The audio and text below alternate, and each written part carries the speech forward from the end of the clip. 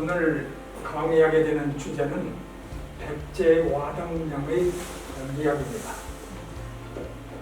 우선 제가 수많은 유물 중에서 하필이면 왜 와당을 수집을 시작을 했고, 또 수십 년 와당을 수집하고 연구한 결과 와당의 어떤 매력을 발견했는지, 특별히 와당의 학문적 의의는 무엇인지를 설명드리겠습니다.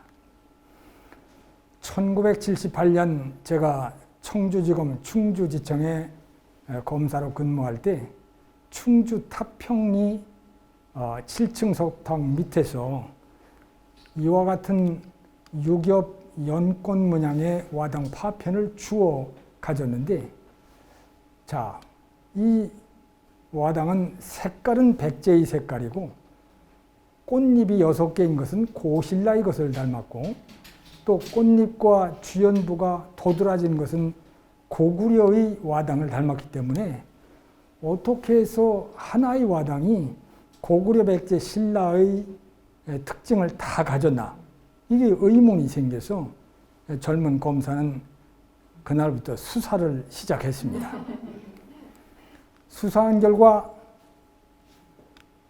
이 충주 중원 지역은 원래는 백제 땅이었는데 475년경 장수왕이 이 지역을 점령해서 국원성을 설치했고, 또 551년 약 80년 뒤에 신라 진흥왕이 이 지역을 점령해서 중원 소경을 설치했다는 기록이 확인됩니다. 고구려 백제 신라가 서로 뺏고 빼앗기는 변경의 점령 지역이다 보니까 세 나라의 문화가 다 가라앉은 저런 와당이 만들어졌다는 것을 알고, 그때부터 그 지역의 향토 문화 애호가들과 함께 답사를 다니면서 저는 와당을 수집하고 또 딴 분은 자기 전공 분야를 공부하다가 고려시대 예성이라는 별명을 가지고 불리던 충주 성도를 발견하는 것을 계기로 저희들이 모임을 예성동호회라고 이름을 붙이고 본격적인 수집과 답사 활동을 시작했습니다.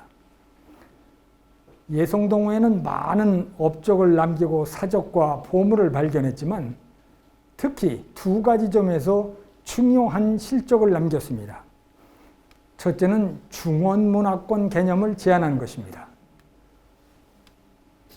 삼국의 문화가 접촉해서 중첩해서 발견되고, 또 이와 같은 삼국 문화가 융합된 와당이 발견되는 이 지역이 신라, 백제, 가야와는 다른 독특한 문화권으로 지정을 해서 조사하고 연구해야 된다는 주장이었습니다. 행정당국, 특히 문화재청이 중원문화권 개념을 지정을 하고 드디어 국립중원문화재연구소까지 설치하게 되었습니다. 두 번째는 신라 진흥왕 순수비를 탐색하는 활동이었습니다. 신라 진흥왕은 중요한 땅을 빼앗으면 항상 비를 세우는 버릇이 있어서 고구려가 국원성까지 설치했던 이 지역을 뺏고 비를 세우지 않았을 리가 없다, 이런 확신이 들어서 열심히 찾았지만 결국은 실패를 하고, 제가 1979년 3월 1일 서울지검 의정부지청으로 발령이 나서 충주에 머무는 마지막 토요일인 1979년 2월 24일 날 저를 위한 환송 답사를 회원들이 같이 나갔다가 돌아오는 길에 입석불하게 백비, 글자가 없는 비가 있다는데 그거 구경하고 가자. 그래서 마을 입구로 들어가서 그 비 앞에 섰을 때 회원 한 사람이 이거 글자 아니야? 이렇게 고함을 질렀어요.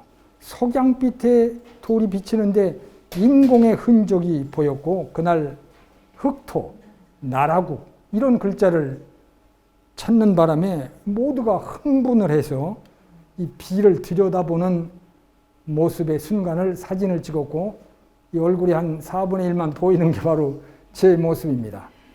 그 뒤에 학자들이 흥분을 해서 신라 진흥왕 순수비를 찾았다고 본격적인 학술 조사가 시작이 됐고, 이분은 단국대학교 박물관장 정영호 박사님, 우리나라 최고의 금속학자인 임창순 선생님, 동국대학교 박물관장 황수영 선생님, 이대 박물관장 진홍석 선생님, 이렇게 모여서 학술대회를 하고 뒤에 있는 이마가 넓은 청년이 42년 전의 제 모습입니다. 그리고 결국 비문 판독을 하면서 이거는 고구려비다, 이런 것이 확인이 돼서 국보 205호로 지정이 됐습니다. 최근에는 충주 고구려비를 중심 유물로 고구려에 관한 관련 유물을 모으고 또 중원문화권 유물을 모아서 국립충주박물관을 세우자는 이제 모임을 만들어 추진위원회를 이제 참여해서 진행하다가 드디어 정부 당국의 정식 결정을 받아서 2026년에는 국립충주박물관이 개관할 예정이기 때문에 개인적으로 아주 보람되기 짝이 없습니다. 저는 그 바람에 기와검사라는 별명을 얻게 되었고, 제가 광주지검 순천지청장 때 이순신 장군이 쓰다가 떨어뜨린 거북선 총통이라고 해서 발견 일주일 만에 국보 지정이 됐던 국보 274호가 글자가 위조된 가짜라는 것을 제가 발견해서 국보 274호는 취소가 되고 지금도 공란으로 남아 있습니다.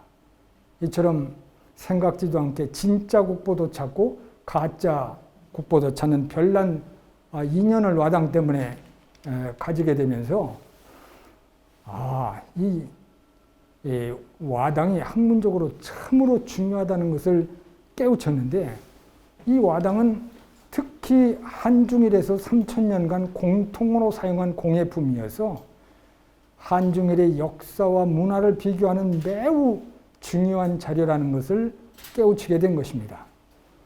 고고학적으로 볼 때 다른 불상이나 도자기하고 달라서 와당은 장소적으로 고정됩니다.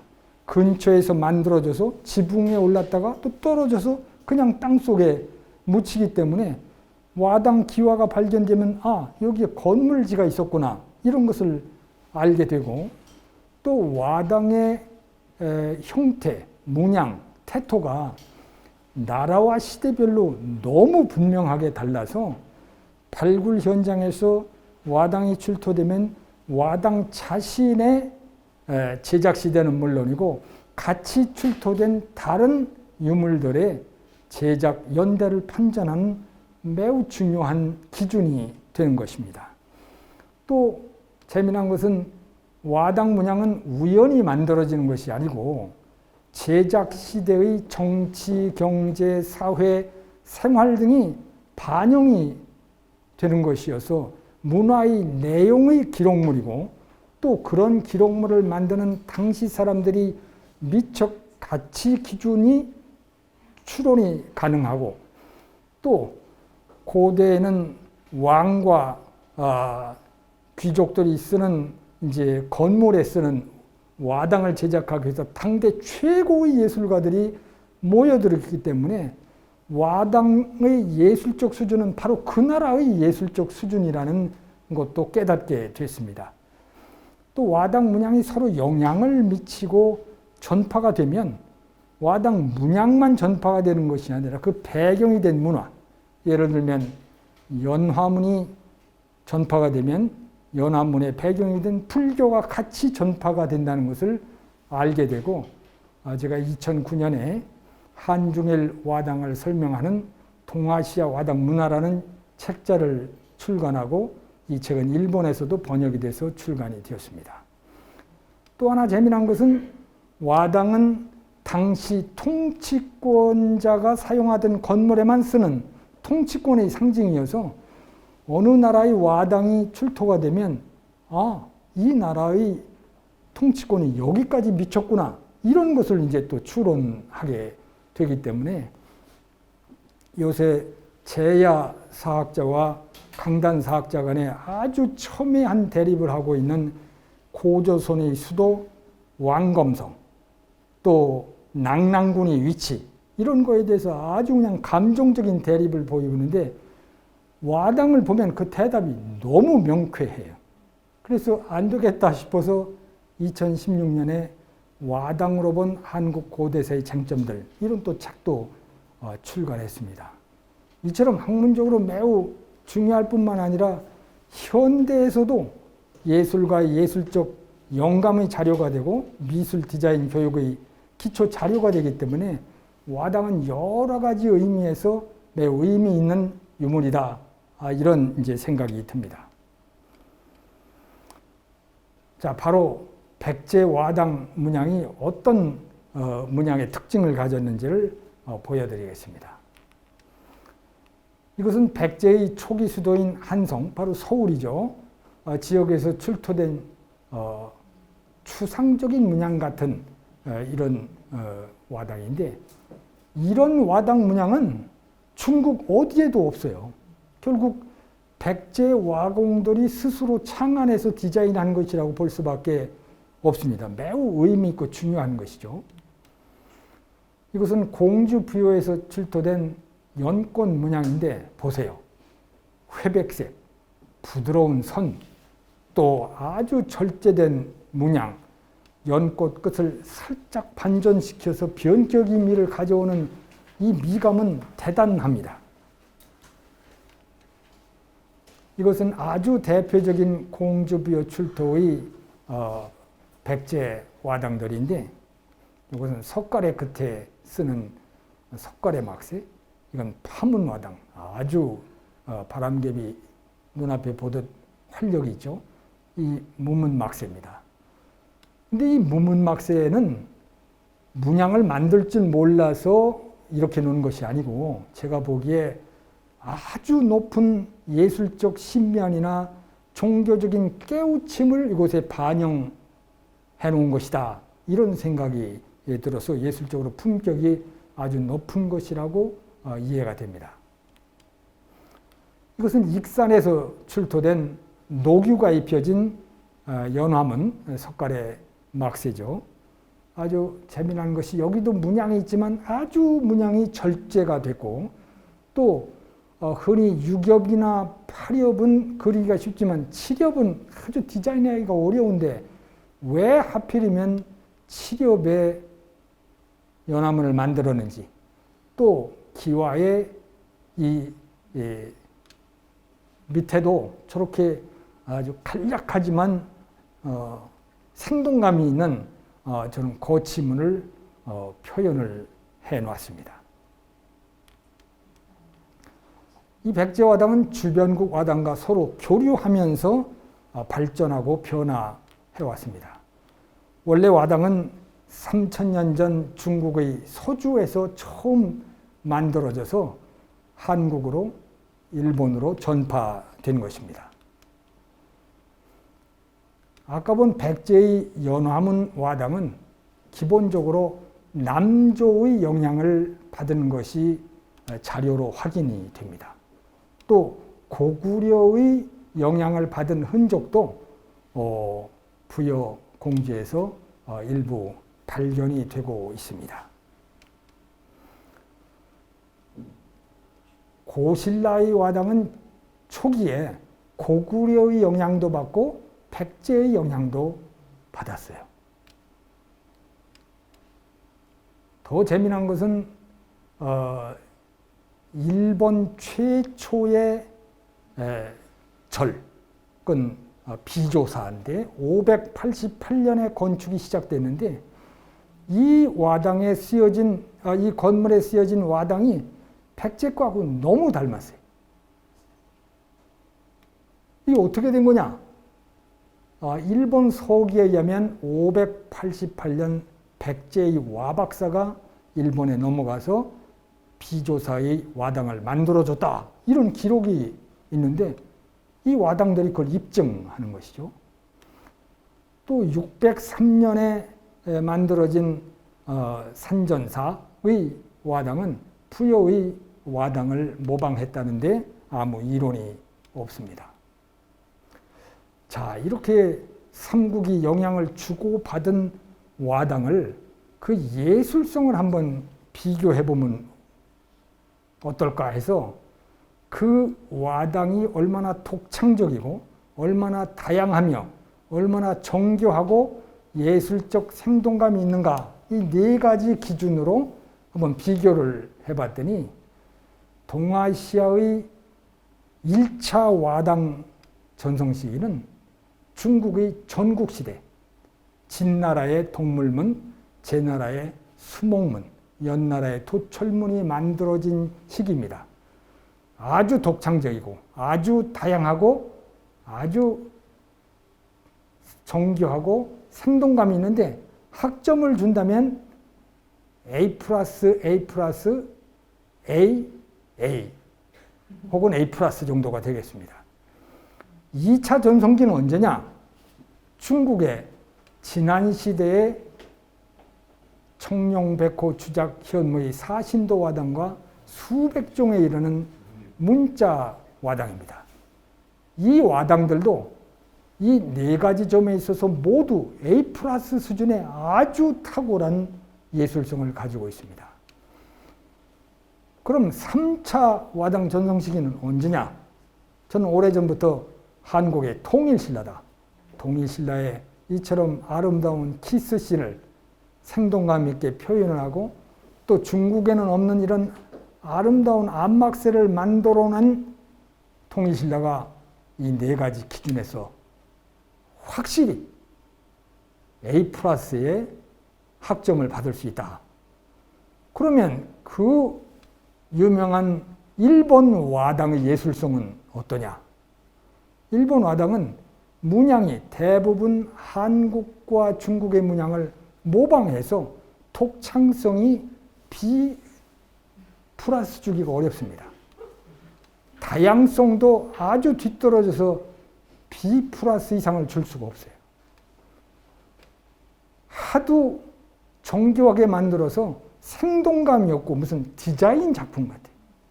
다만 정교함은 A학점을 받을 수 있습니다.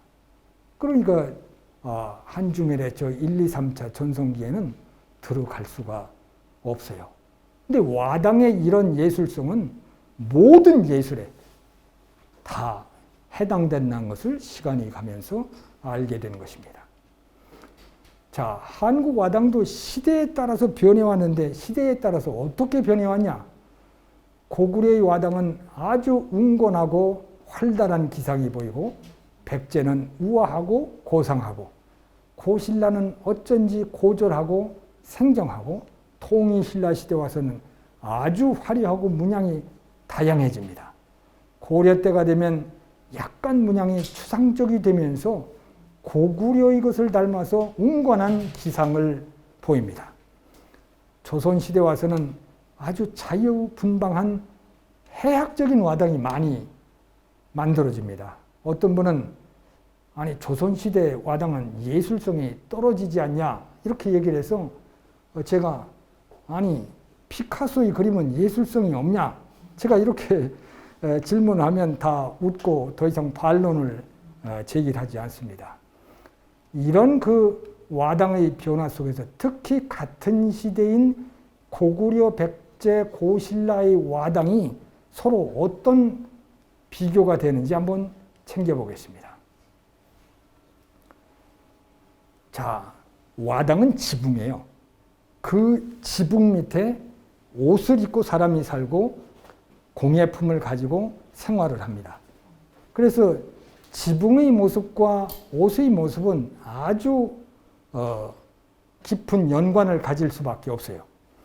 자, 고구려 와당은 젓갈색에다가 문양이 아주 복잡하고 또 문양을 아주 돌출해서 표현했기 때문에 시인도가 높아요. 문양이 있다는 걸 확 느껴지는데 여러분 옷 어때요? 똑같잖아요. 느낌이 비슷해요. 백제의 것은 회백색에 녹유가 입혀져 있고 선이 아주 부드러운데 문양이 고구려처럼 많지 않고 아주 간결해요. 이 옷과 비교할 때 와당하고 너무 닮지 않았어요? 또 토잼이란 것은 고신라 이것이에요. 고신라는 기본적으로 회흑색에 표면이 투박하고 문양이 이런 줄무늬 외에는 별로 없어요. 이 옷하고 너무 닮지 않았어요? 이렇게 와당과 지붕과 복식은 닮았다는 것이 확인이 되고, 그렇게 보니까 고구려의 와당과 복식은 강인한 인상을 주고 보는 사람으로 하여금 긴장감을 주는 무사적 느낌의 와당이고 옷이라는 생각이 들어요. 또 백제는 아주 우아하고 편안해, 보는 사람이. 아주 귀족적인 느낌의 그런 와당이고 옷이라는 생각이 들고, 고신라의 와당과 옷은 아주 소박하고 아주 생경해. 뭔가 이렇게 생경하다는 표현은 이게 뭐가 품격이 높질 못하고 좀 촌스럽다 표현이 뭐 이렇게 할 수도 있겠어요. 이 삼국 와당과 복식의 조화를 통해서 백제의 특색이 무엇인지가 분명히 드러났기 때문에 백제 와당의 미적 가치를 정리를 해보겠습니다. 아주 우아합니다. 고상하고 고품격의 느낌을 줍니다. 자연미. 자연미라는 건 자연을 담고 자연스럽고 편안하고 자연과 같은 보이지 않는 기운 생동이 있다는 거예요. 그냥 손으로 그친 것이 아니고 그 손 속에 곡선이든 직선이든 생명이 느껴지는 그것이 자연입니다. 또 극도의 절제미가 있어요. 아주 소박하고 간절하고 그러다 보니까 들여다보면 여유까지 느껴지는 그런 맛을 줍니다. 그리고 고구려, 백제, 신라가 모두 중국의 와당 문화를 받아들이면서도 그걸 그대로 모방하지 않고 전부 자기들 나름대로의 특색을 가지고 미적 가치를 가지고 재창조를 해서 청출오람의 결과를 나타냈어요. 고구려 와당도 그렇고 백제 와당도 그렇고. 신라 와당은 그냥 큰 재창조의 변화가 없죠. 일본은 아까 얘기한 것처럼 거의 그냥 모방해서 약간 정교하게 표현한 것에 그치는 그런 그 특이함을 보이는데, 이런 우화 자연 절제미라는 것은 바로 백제 건물의 미라고 그래가지고 온조왕이 평가를 했다는 거미블루 화이불치를 그대로 반영하는 것이다. 이것은 이렇게 와당에만 나타나는 것이 아니라 이건 부여 정림사지의 5층 석탑인데 맛이 비슷해요. 이거는 익산의 석탑인데 이거는 복잡한 것 같지만 절제가 돼 있고, 또 백제의 것 중에 제일 화려한 것이 귀암에서 출토된 화상전들인데 이것도 가만히 들여보면 뭐가 복잡한 것 같아도 아주 평화롭고 자연스럽습니다. 또 백제 최고의 유물이라고 하는 금동, 용봉, 복례산 향로도 가만히 보면 아주 복잡하지만 언뜻 보면 아주 우아하고 소박해 보이는 독특한 느낌을 주고 있습니다. 이 백제의 미가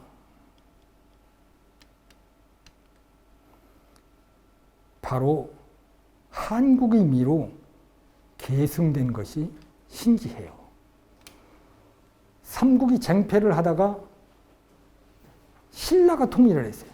그러면 신라의 미적 가치가 한국의 미로 수용되고 발전이 돼야 되는데 어떻게 해서 패배한 백제의 미가 한국의 미의 주류가 됐나? 그것은 이렇게 해석이 됩니다.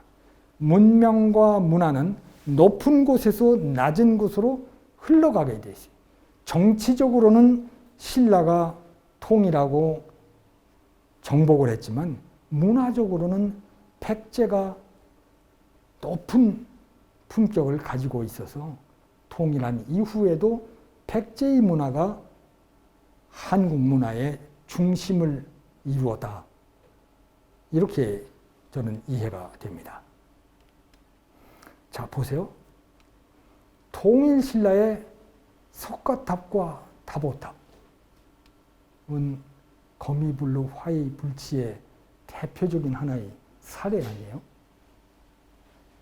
또 석굴암과 십이지진상도 마찬가지고, 이것은 통일신라 시대 와당인데 두 손을 들고 무릎 위에 있는 소고를 막 내려치는 순간을 포착한 정중동의 작품입니다.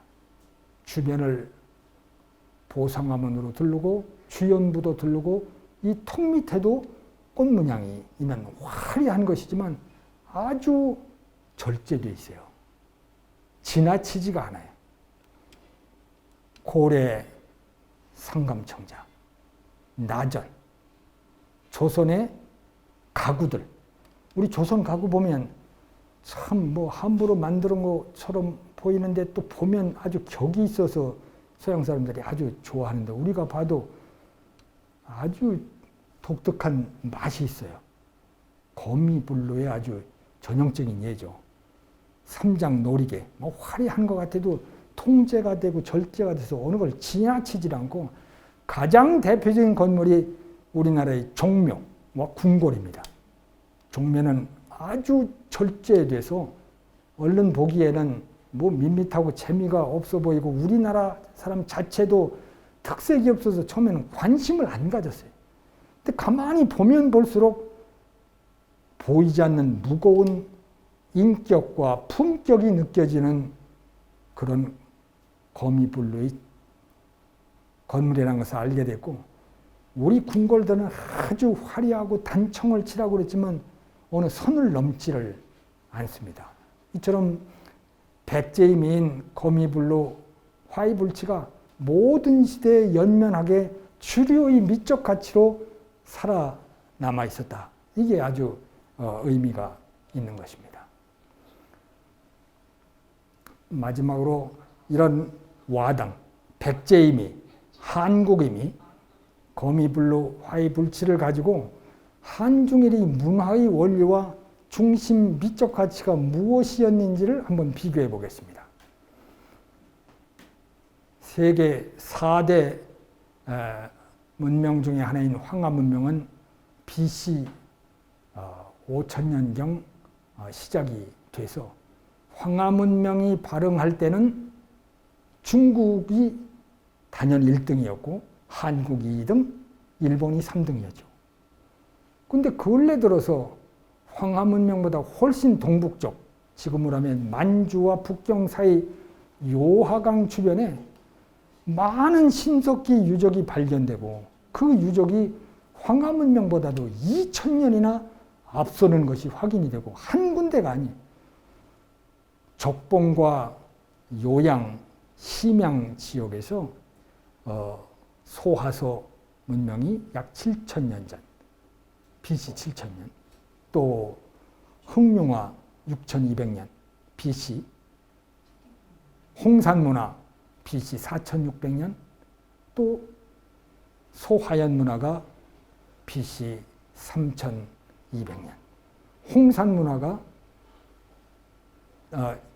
밑에 소하연, 그 다음에 하가점 하층 문화가 가면 기원전 2200년 고조선이 생겨날 때쯤 초기 청동기 시대가 시작돼서 제가 보기에는 기가 막힌 매치예요. 그리고 그때부터 밑으로 내려오면서 12대영자 문화나 또 심양에 있는 정가화자 문명 속에서 우리가 잘 아는 비파형 동공 또 단유 문경들이 발견이 돼서 그것이 평양의 단유 샘문경까지 흘러내려온 것이 제 눈에는 보이기 때문에 아까 설명드린 와당으로 본 한국 고대사의 쟁점들에 제가 그런 제 생각을 정리를 해뒀습니다. 그러면 요하 문명은 누가 만들었냐? 뭐 이론이 없이 동이족이 만들었고, 동이족에는 우리 고조선의 선조인 예맥족, 그 다음에 숙신족은 만주 여진족들의 별명입니다. 말갈족이라고도 불렀죠. 또 하나는 동옥에는 몽골족, 선비족, 거란족, 이게 다 세 파가 살았는데 그 동이족 중에서 몽골족은 기마민족이기 때문에 저 높은 초원을 그냥 왔다 갔다 했고, 그것은 결국 우리 예맥족, 우리 조상의 것이거나 아니면 여진족인 이제 우리의 사촌쯤 되는 민족이 만드는 것이. 이 시절에는 동이족의 문명과 문화가 1등이었고 한족은 2등이었어요. 그걸 어떻게 하냐? 아까 말씀드린 중국의 초기 와당, 서주시대의 와당과 제나라, 연나라의 와당의 문양이 동이족의 문양이에요. 어떻게 하냐? 동이족이 세운 상나라의 청동기에 쓰이는 문양이 그냥 와당 위에 올라앉았어요. 아까 말씀드렸죠. 문명과 문화는 높은 곳에서 낮은 곳으로 흘러가기 때문에 이 시절은 요하 문명이 황하 문명보다 2000년이나 앞서 발흥을 했고, 문명 문화가 높다 보니까 와당 위에 요하 문명의 흔적이 내려앉은 것이라고 생각이 됩니다. 그 뒤에 18세기, 19세기에 서양에서 산업혁명이 일어났을 때 일본이 재빠르게 그것을 먼저 받아들였어요. 그래서 처음으로 문명과 문화가 1등 국가인 것처럼 됐어요.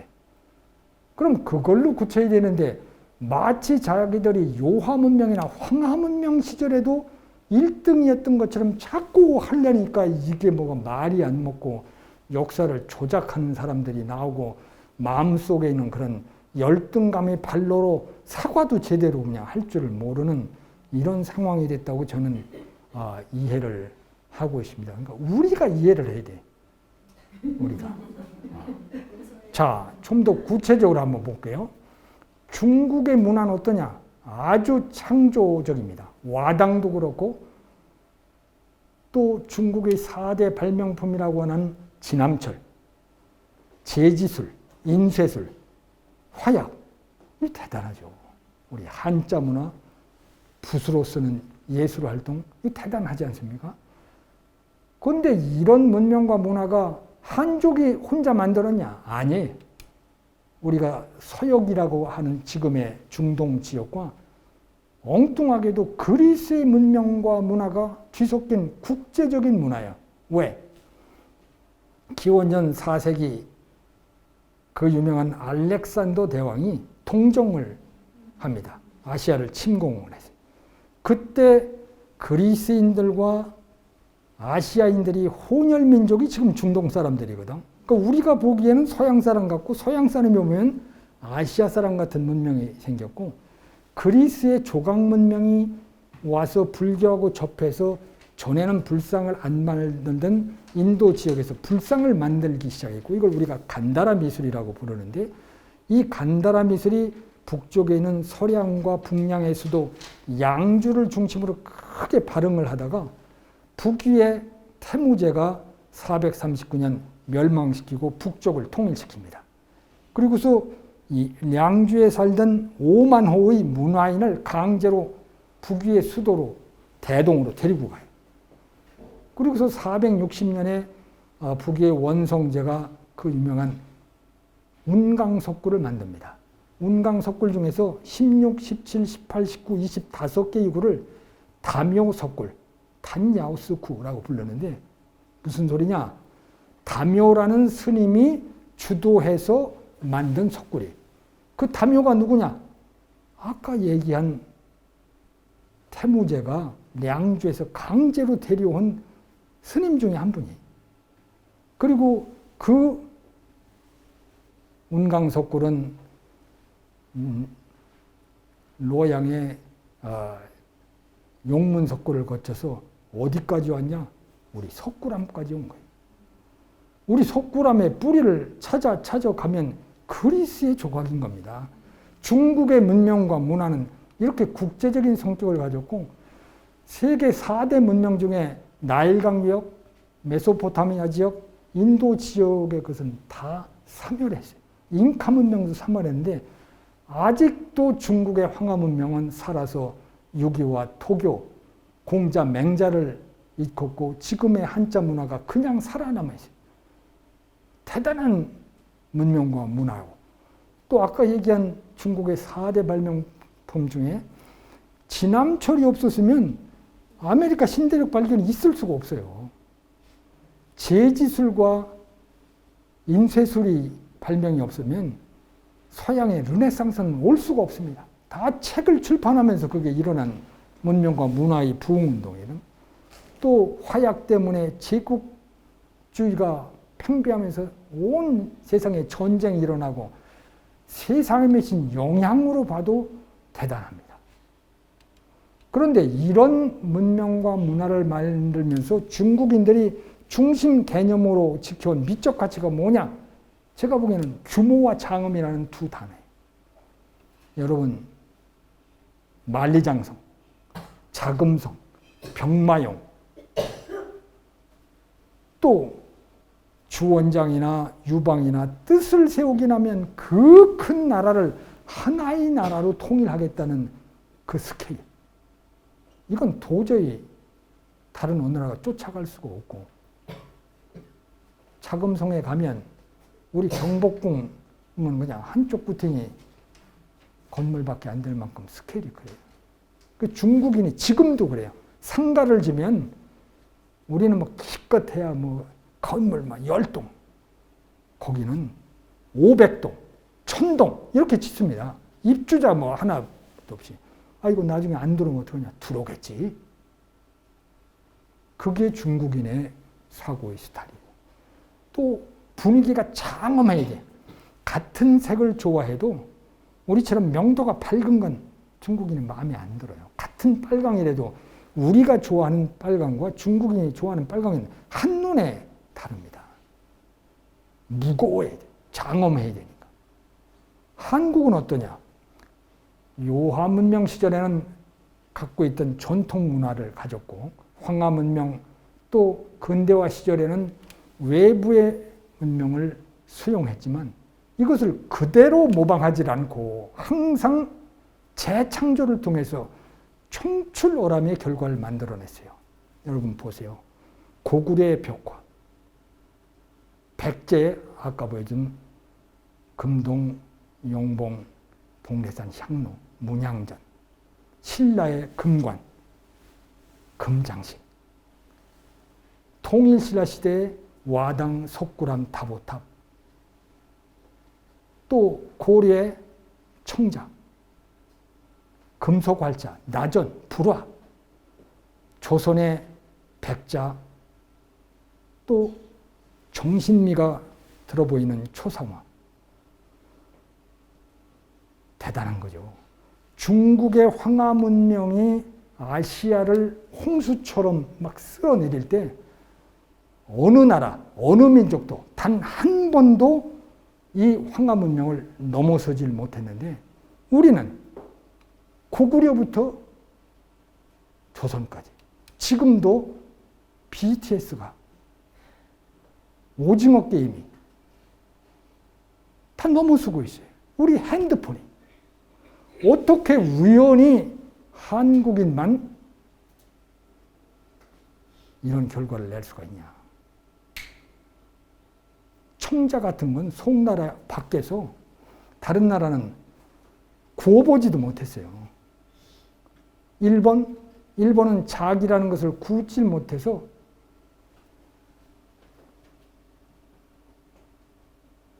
(1594년) 임진왜란이 일어났을 때 한국의 도공을 데려다가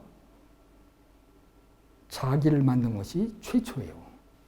우린 근데 12세기에 이미 고려 청자화당을 고려 의종이 양의정이라는 정자 지붕에 올려놓고 살았거든요.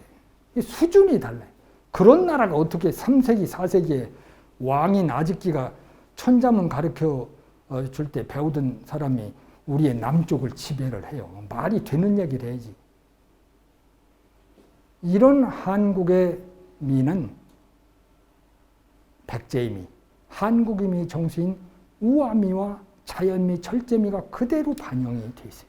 한국 문화의 핵심 가치 두 개는 거미불로 화이불치와 청출환함이에요. 일본 어떠냐? 고대는 당연히 요하 황하문명 시대 문화의 수혜국이었지만 서양 문화를 먼저 받아들여서 전파를 했는데 일본의 핵심 가치는 정교함과 규율성이에요. 와닿아요. 그냥 그대로 나타나요. 이거를 정원 문화를 보면 아주 쉽게 이해가 됩니다. 중국의 자금성에 가면 뒤에 경산이라는 큰 산이 있는데 그 산은 그 옆에 있는 흑해, 중해, 남해라고 이름을 붙인 호수에서 판 흙 갖다가 쌓아놓은 산이에요. 인공이 자연을 압도하는 문화, 그게 중국의 문명과 문화예요. 우리는 경복궁하고